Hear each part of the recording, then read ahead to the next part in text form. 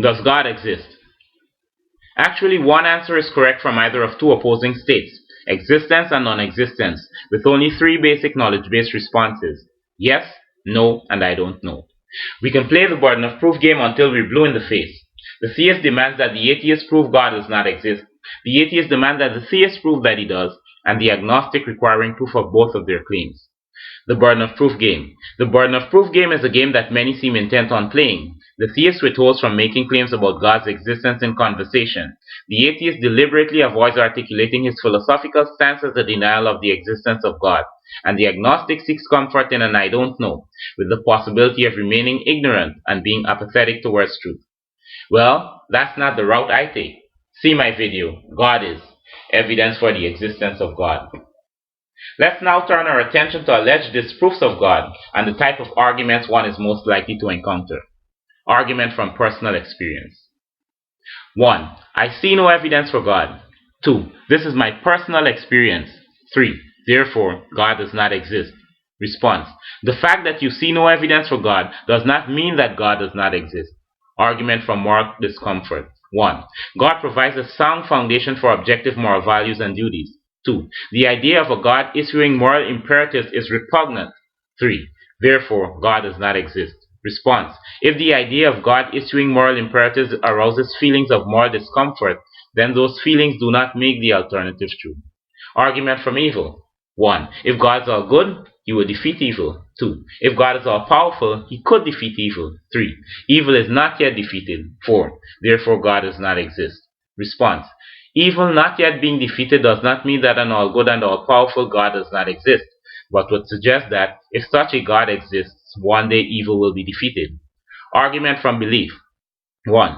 Natural theories adequately explain the development of religion. 2. God is not required to explain the phenomenon that people are religious. 3. Therefore, God does not exist. Response. Even if natural theories adequately explain the development of religion, that would have no bearing on the existence or non-existence of God. Argument from non-belief. 1. An omnipotent God would provide sufficient evidence for every person to know he exists. 2. Not everyone claims to know that God exists. 3. Therefore, God does not exist. Response. God may have provided sufficient evidence for every person to know he exists, but that does not mean that all have seriously examined the case for God's existence, nor would such evidence necessarily affect one's willingness to serve God. Argument from prayer. 1. Answered prayers are coincidences. 2. Unanswered prayers show that a sovereign God does not have to bow to the dictates of subordinate man. 3. Therefore, God does not exist. Response. If all answered prayers are viewed as coincidences, then there is no way to determine whether prayers are answered. Unanswered prayers would also indicate that a sovereign God does not have to bow to the dictates of subordinate man. Argument from testimony. 1. Many people have strong doubts concerning the existence of God. 2. This shows that people have been grasping for the same truth. 3. Therefore, God does not exist. Response. The rejection of an entity's existence does not in and of itself indicate that people have been grasping for the reality of the entity's non-existence. Argument from probability. 1. There are many claims which assert the existence of historical gods. 2. Any God, including the one a theist believes in as the only true God, is a historical God. 3. Theists believe this too. 4. Hence, by mere probability, a theistic God does not exist. Response. A theist's denial of all other deities except his own does not by any probability negate the existence of the deity he accepts as the one true God. Argument from religion. 1. Many religions claim a deity or set of deities. 2. These varying ideas cannot all possibly be true. 3. Therefore, God does not exist. Response. Varying divine revelations do not indicate that no gods exist, but may suggest that only one such revelation is true and complete. Argument from history. Most religions throughout history have now been regarded as untrue or incorrect. 2. All religions will eventually be regarded as untrue or incorrect. 3. Therefore, God does not exist. Response. Given the exclusivity of many religious writings, it would be of no surprise to any religious practitioner whose religion has not yet been disproven that other religions have been discovered untrue. The Richard Dawkins argument. 1. You are an atheist with respect to all other gods. 2. You are also gay with respect to your same-sex best friend. 3. Therefore, God does not exist. Response. Being an atheist with respect to all other gods does not make one an atheist. any more than being gay with respect to one's same-sex best friend makes one gay. In fact, an atheist denies, disbelieves, and/or lacks belief in all deities, which coincidentally may make a cat, a computer, or a cocoon an atheist. Argument from invisibility. 1. God is invisible and has invisible attributes. 2. I cannot see an invisible God, nor directly observe God's invisible attributes. 3. Therefore God does not exist. Response. Not because you cannot see an invisible God, nor directly observe God's invisible attributes, does it mean that God does not exist. Argument from divine necessity. 1. A perfect God never lacked love. 2. A perfect God created in order to love. 3. Therefore God does not exist. Response.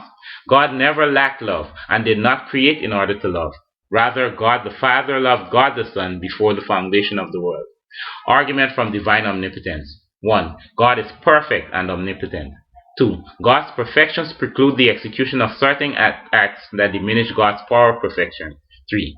Therefore, a perfect and omnipotent God does not exist. Response. The inability of God to execute certain acts that diminish his power or perfection does not constitute a lack of power. Argument from divine omniscience. It is impossible not to choose what you will choose. 2. God knows what you will choose. 3. Therefore God does not exist. Response. If it is impossible not to choose what you will choose, how does God's foreknowledge affect that choice? Argument from free choice. 1. Imagine God does not exist. 2. It remains impossible not to choose what you will choose. 3. Therefore, God does not exist. Response. If God does not exist, it remains impossible not to choose what you will choose. How then can God's foreknowledge be responsible for your choice? Argument from nature. 1. The natural world is all there is. 2. Direct observation of the natural world can reveal this. 3. Therefore, God does not exist. Response. Direct observation of the natural world cannot show that whatever cannot be directly observed does not exist. Argument from complexity. 1. Both complexity and the perception of it requires intelligence. 2. God is complex and therefore must require intelligence. 3. Therefore, God does not exist. Response. God is intelligent and accounts for complexity and the perception of it, while impersonal forces do not. Argument from design. 1. A perfect creator God would create organisms that have optimal design. 2. Life forms seem to exhibit suboptimal design. 3. It is uncertain what God could have had in mind and whether the appearance of suboptimality was an intentional trade-off to improve overall optimal design. 4. Therefore, God does not exist. Response. How can one charge a perfect creator God with suboptimal design while being uncertain what God could have had in mind and whether the appearance of suboptimality was not an intentional trade-off to improve overall optimal design? Argument from cosmology. 1. The universe is a colossal waste of space and energy. 2. The anthropic principle acknowledges that the universe is conditioned for life on Earth. 3. Therefore, God does not exist. Response. If the universe is conditioned for life on Earth, as the anthropic principle acknowledges, then the universe cannot be a colossal waste of space and energy. Argument from the first law of thermodynamics. 1. Energy can neither be created or destroyed. 2. Scientists have observed this. 3. God created energy since he created the material universe. 4. Therefore, God does not exist. Response.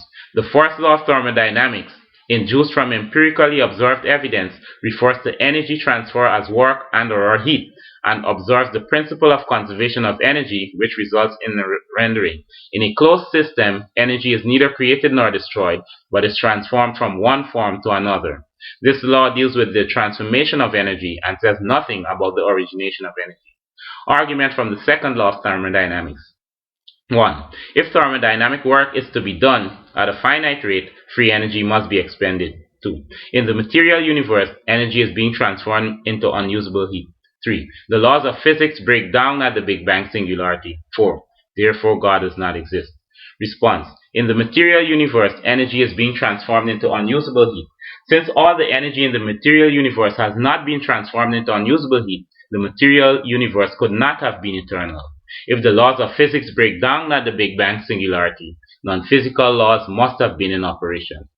The Occam's razor argument. 1. The Occam's razor principle states that causes should not be multiplied without necessity. 2. Postulating multiple invisible universes is a much simpler explanation than positing a God to ultimately account for the existence of our universe. 3. Therefore, God does not exist. Response: postulating multiple invisible universes is not a much simpler explanation than positing a God to ultimately account for the existence of our universe. Postulating multiple invisible universes violates the Occam's razor principle because it multiplies causes without necessity. Science of the gas hypothesis. 1. Science explains the natural world. 2. Whatever is unexplainable currently will one day be scientifically explained. 3. Therefore God does not exist. Response: the assumption whatever is unexplainable currently will one day be scientifically explained is a dogmatic assertion that everything can be scientifically explained and unjustifiably excludes the inability of science to explain all of reality. The burden of proof argument. 1. The burden of proof lies with the claimant. 2. No proof can be presented for the existence of God. 3. Therefore God does not exist. Response: it is one thing to say that burden of proof lies with the claimant. It is quite another not to be willing to consider any evidence that may be presented for the existence of God. Argument from divine revelation. If God exists, all would have access to his divine revelation. 2. All do not have access to God's divine revelation. 3. Therefore God does not exist. Response: all may not have access to God's specific revelation, but all have access to God's general revelation. Argument from eternal damnation. 1. Temporal sins against an eternally righteous God will be punished eternally. 2. Penalty for those sins against an eternally righteous God have been met through the person of Jesus Christ. 3. I choose to pay for my own sin. 4. Therefore, God does not exist. Response: if the penalty for temporal sins against an eternally righteous God have been met through the person of Jesus Christ, and you choose to pay for your own sin, then you are choosing to pay for those sins eternally. Argument from exclusivity and intolerance. 1. Jesus claimed to be the way. 2. This is exclusive and intolerant, and I will not tolerate it. 3. Therefore God does not exist. Response: Jesus' claim to be the way is as exclusive as truth is, and this exclusivity is not unique to biblical Christianity. If Jesus' claim to be the way is intolerant, then so is any opposing view, because in the least it would exclude Jesus' claim to be the way.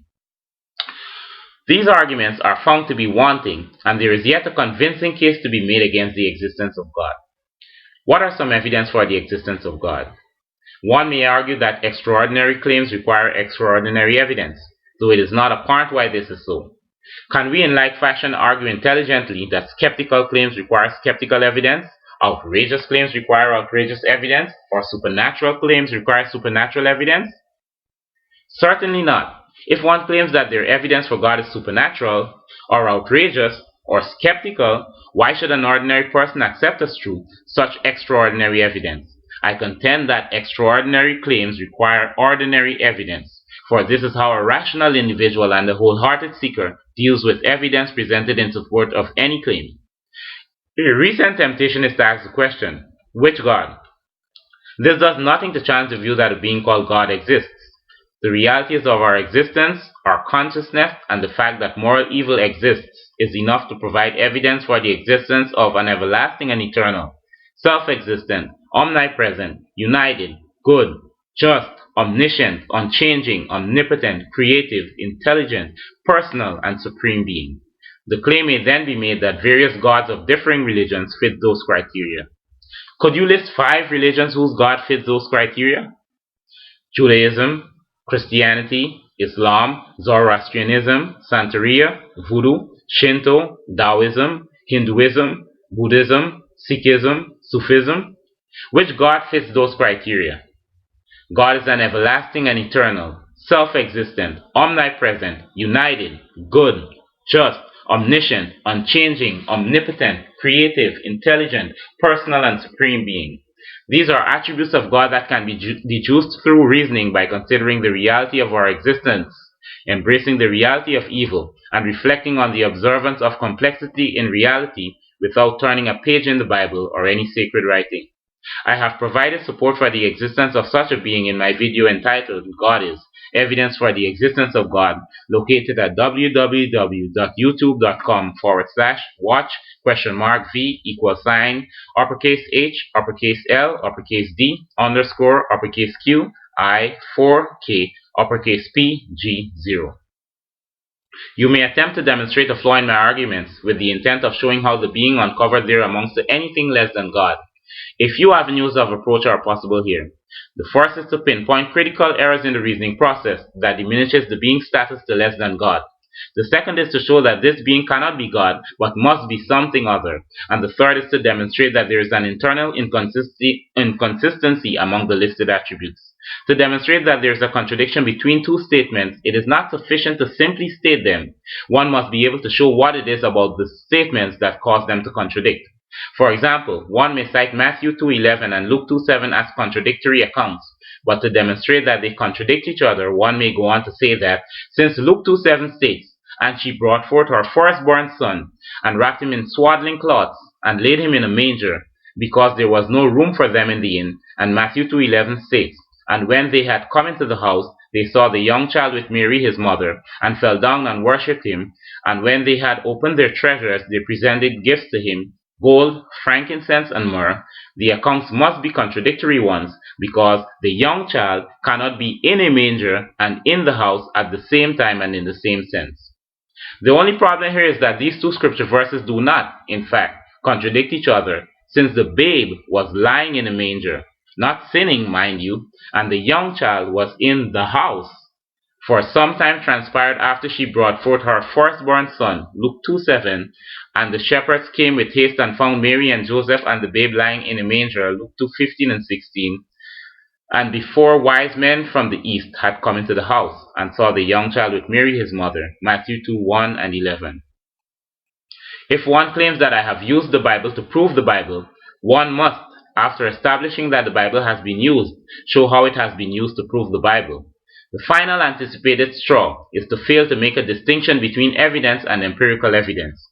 If empirical means evidence, then what does empirical evidence mean? Empirical evidence isn't the only form of evidence there is.